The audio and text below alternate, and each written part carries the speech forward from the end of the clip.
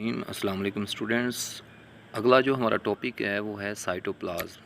इससे पहले हम लोगों ने टॉपिक जो था वो डिस्कस किया था सेल वॉल। तो आज का जो हमारा नेक्स्ट टॉपिक है वो है साइटोप्लाज्म। साइटोप्लाज्म क्या होता है और इसके फंक्शंस क्या होते हैं, इसकी केमिकल कंपोजिशन क्या होती है, ये हम लोग इस लेक्चर में डिस्कस करेंगे साइटोप्लाज्म के बारे में। अगर आप यहाँ पे ये स्ट्रक्चर देखते हैं, एक दिया हुआ है, तो इसके अंदर जो है जो सेल है इसका ये वाला जो एरिया है, ये जहाँ पे मैं एरोज शो करवा रहा हूँ, ये सारे का सारा जो इसका एरिया है, दिस इज़ कॉल्ड साइटोप्लाज्म। ठीक है, तो आइए हम लोग इसको डिटेल से डिस्कस करते हैं ज़रा। साइटोप्लाज्म बेसिकली क्या है? साइटोप्लाज्म जो है वो आपके पास सेल का जो लिविंग पोर्शन है, यानी कि सेल का जो जानदार हिस्सा होता है, उसे हम बोलते हैं साइटोप्लाज्म। क्या चीज़ है? सेल का जो लिविंग पोर्शन है, सेल का जो जानदार हिस्सा है, वो साइटोप्लाज्म कहलाता है। प्रोटोप्लाज्म कहलाता है। और प्रोटोप्लाज्म के बारे में मैंने सेल वॉल के अंदर भी आपसे डिस्कस किया था, क्योंकि जो सेल वॉल है वो प्रोटोप्लाज्म से ही बनती है। ये इसकी बात कर रहा हूँ मैं, प्रोटोप्लाज्म।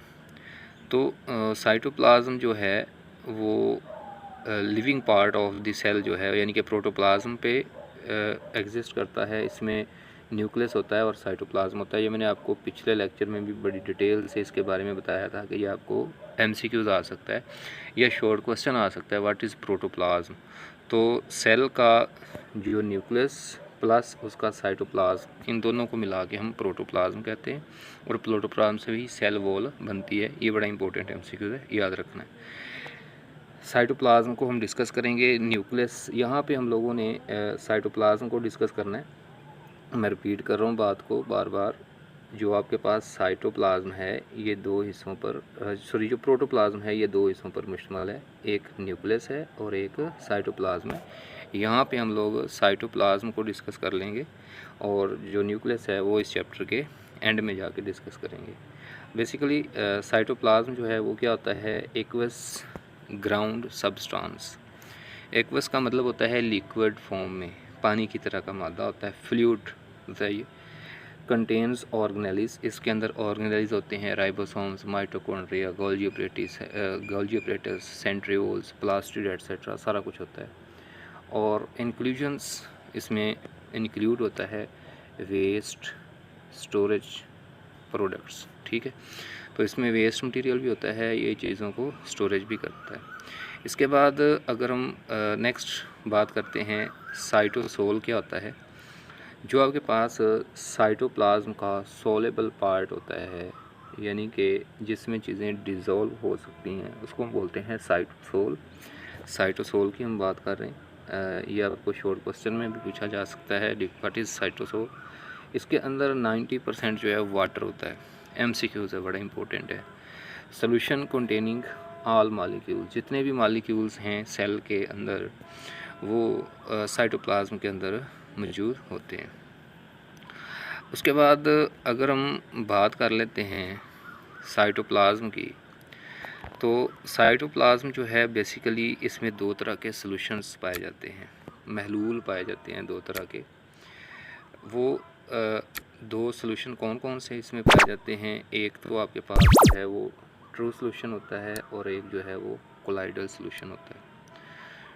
ट्रू सॉल्यूशन क्या होता है? सॉल्यूट कम्प्लीटली डिज़ोल्व, ऐसा सॉल्यूशन जिसके अंदर सॉल्यूट जो है वो कम्प्लीटली डिज़ोल्व हो जाए, उसको बोलते हैं ट्रू सॉल्यूशन। मैं एग्जांपल देता हूँ। हमारे पास जो है वो आप कह लें कि हाफ़ kg वाटर है, सपोज़ करते हैं, और उसमें आप लोग जो है 5 ग्राम शुगर या साल्ट, दोनों में से कोई भी चीज़ डिज़ोल्व कर देते हैं। अब जो आपके पास सॉल्यूशन, आपके पास वाटर है, वो आपके पास है बीकर के अंदर है हाफ़ kg, 0.5 kg है, यानी कि हाफ़ लीटर है, 0.5 kg या 0.5 लीटर कह लें।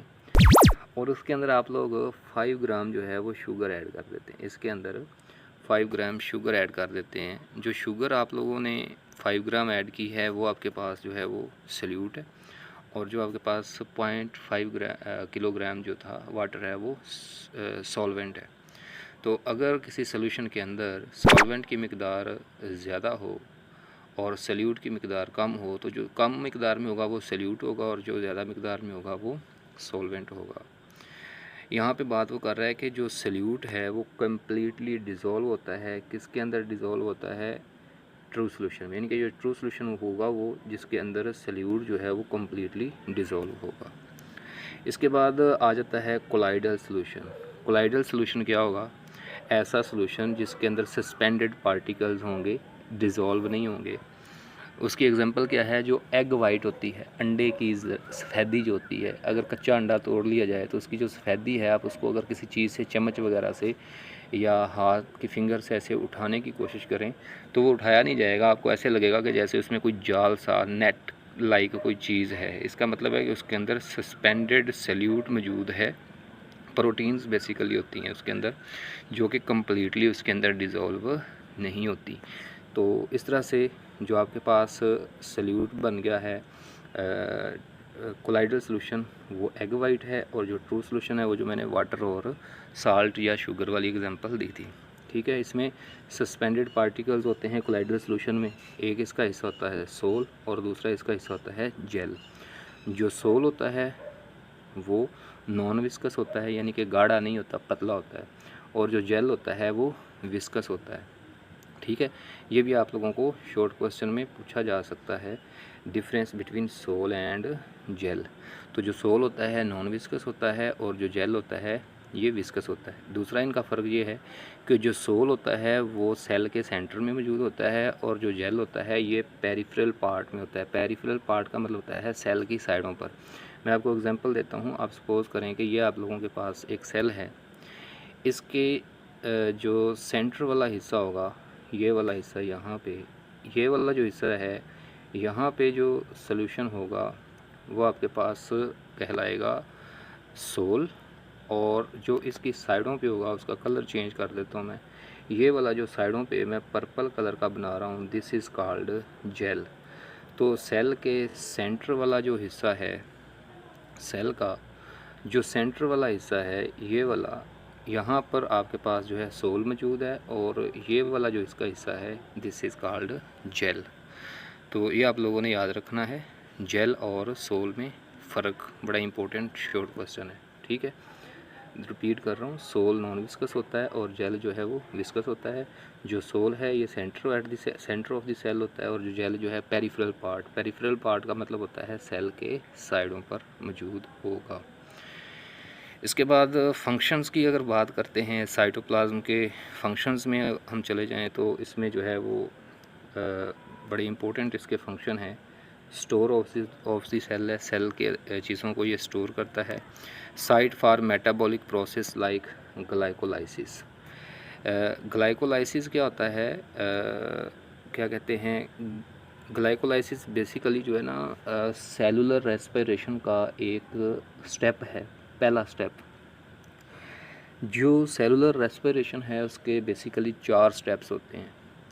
एक होता है ग्लाइकोलाइसिस, एक होता है पायरुविक एसिड ऑक्सीडेशन, एक होता है क्रेब्स साइकिल, और एक होता है इलेक्ट्रॉन ट्रांसपोर्ट चेन, या उसको रेस्पिरेटरी चेन भी आप बोलते हैं। तो जो आपके पास ग्लाइकोलाइसिस है, ग्लाइकोलाइसिस ये पहला स्टेप है सेलुलर रेस्पिरेशन का, जो कि साइटोप्लाज्म के अंदर होता है। याद रखें, सेलुलर रेस्पिरेशन का जो ग्लाइकोलाइसिस वाला स्टेप है ये साइटोप्लाज्म के अंदर होता है। बाकी के जो 3 स्टेप हैं, pyruvic acid oxidation, Krebs cycle और इलेक्ट्रॉन ट्रांसपोर्ट चेन या रेस्पिरेटरी चेन, ये तीनों स्टेप जो हैं वो माइटोकॉन्ड्रिया के अंदर परफॉर्म किए जाते हैं। तो ये बड़ा इंपॉर्टेंट एमसीक्यूज़ भी है। ग्लाइकोलाइसिस होती कहाँ पे? ग्लाइकोलाइसिस होती है साइटोप्लाज्म के अंदर। इसके बाद नेक्स्ट हम लोग डिस्कस कर लेते हैं, साइटोप्लाज्म के फंक्शन की बात हो रही है तो नेक्स्ट अगर हम बात करते हैं, कंटेन्स इम्पोर्टेंट ऑर्गेनेल्स। सेल के जो बहुत इंपॉर्टेंट ऑर्गेनेलिज हैं वो साइटोप्लाज्म के अंदर ही होते हैं। उसके अंदर एंडोप्लाज्मिक रेटिकुलम आते हैं, गोल्जी कॉम्प्लेक्स आते हैं, माइटोकॉन्ड्रिया आते हैं, न्यूक्लियस आता है, प्लास्टिड आते हैं, राइबोसोम्स आते हैं, लाइसोसोम्स आते हैं और सेंट्रियूल्स आते हैं। ये जितने भी आपके पास सेल के ऑर्गेनेलिज हैं ये सारे के सारे जो हैं वो कहाँ पे मौजूद होते हैं? ये मौजूद होते हैं साइटोप्लाज्म के अंदर। और हर एक ऑर्गेनेली का बड़ा ही वाइटल रोल होता है सेल की फंक्शनिंग में। तो ये सारे के सारे हम लोगों ने वन बाय वन जो है वो आगे डिस्कस करने हैं।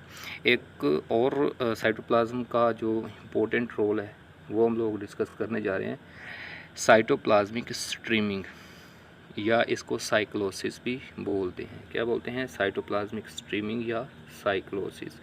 ये बेसिकली क्या है? Active mass movement of cytoplasm होती है, contains flow like river, helps organelles move float.